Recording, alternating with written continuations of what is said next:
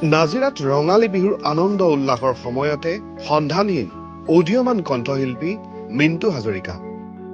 নিজ গৃহৰ পৰাই সন্ধানহীন উদীয়মান যুৱ কণ্ঠশিল্পী মিণ্টু হাজৰিকা। মঙলবাৰে সন্ধিয়া প্ৰায় 7:30 বজাত নাজিৰা আমোলাপট্টি 6 নং ৱাৰ্ডৰ নিজা বাসগৃহৰ পৰাই ওলাই গৈ ৰহস্যজনকভাৱে সন্ধানহীন হৈ পৰে যুৱ কণ্ঠশিল্পীগৰাকী। শেহতীয়াকৈ ঘৰৰ পৰা কিছু নিলগতেই দিখৌ নৈৰ সমীপত এযোৰ চেণ্ডেল উদ্ধাৰ হোৱাক লৈ উদ্বিগ্ন হৈ পৰিছে পৰিয়ালৰ লোক।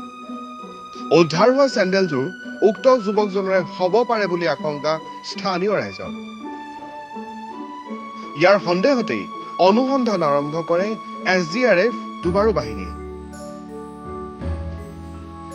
SDRF বাহিনীয়ে আজি পুৱাৰে পৰা কণ্ঠশিল্পী মিণ্টু হাজৰিকাক বিচাৰি আৰম্ভ কৰিছে আকৌ অভিযান।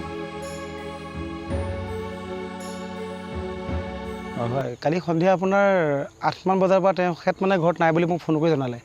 তো মানে কি হ'ল আপোনাৰ ভাবিলোঁ কি তেওঁ আকৌ আহিব ঘৰলৈ। তাৰপিছত আকৌ 10মান বজাত মানে ফোন কৰিলে যে সি অহা নাইকিয়া। তো আমি কালি ৰাতি গোটেই ৰাতিটো বিচাৰিলোঁ, 3-4মান বজালৈকে আমি বিচাৰিলোঁ, গোটেই নাজিৰাত বিচাৰিলোঁ।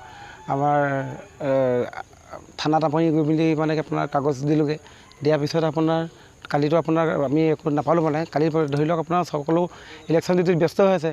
গতিকেলৈ মানে কি আজি ৰাতিপুৱা আমি গৈ মেলি আকৌ আৰক্ষীক জনোৱা হ'ল। জনোৱাৰ পিছত আপোনাৰ আমি তেনেকৈ বিচাৰি থাকোঁতে মানে কি আমি গম পালোঁ যে ইয়াতে তেখেতৰ চেণ্ডেলযোৰ মানে ইয়াতে পৰি আছিলে, মানে নৈঘাটত মানে চেণ্ডেলযোৰ পৰি আছিলে। গতিকে চেণ্ডেলযোৰ পৰি থকা গম পাই আমি মানে সন্দেহ কৰিছোঁ যে তেখেতে ধৰি লওক কিবা এটা বেয়া পথ বাছি লৈছে নেকি ইয়াতে। তো আমি থানাত আকৌ জনোৱা হ'ল। OC ছাৰ আহিলে, OC ছাৰ আহি মেলি আপোনাৰ স্পটটো চালে। স্পটটো চাই মেলি আপোনাৰ আকৌ দুবাৰু পাৰ্টিলৈ ফোন কৰিলে। তো তেখেতলোকে আহি মেলি এতিয়া অনুসন্ধান চলালে। তো তেখেতলোকে যোনখিনি অনুসন্ধান চলালে তেওঁলোকৰ মতে মানে এতিয়া নাই পোৱা। ইয়াত তেখেতৰ মানে বডিটো নাই বুলি কৈছে। তো কালিলৈ ৰাতিপুৱা আকৌ তেওঁলোকে অভিযান মানে আপোনাৰ চলাব বুলি এতিয়া কৈ থৈ গৈছে মানে।